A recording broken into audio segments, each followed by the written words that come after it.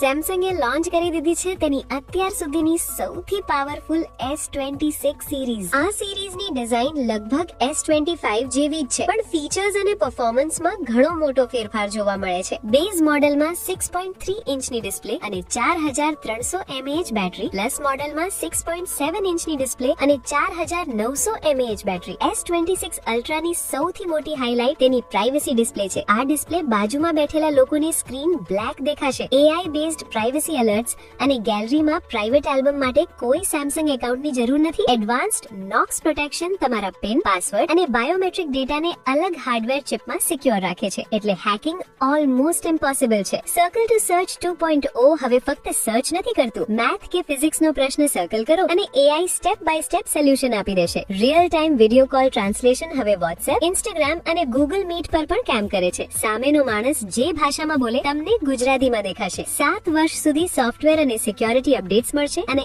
આ સ્માર્ટફોનની કિંમત 90,000 થી 1,90,000 સુધીની છે.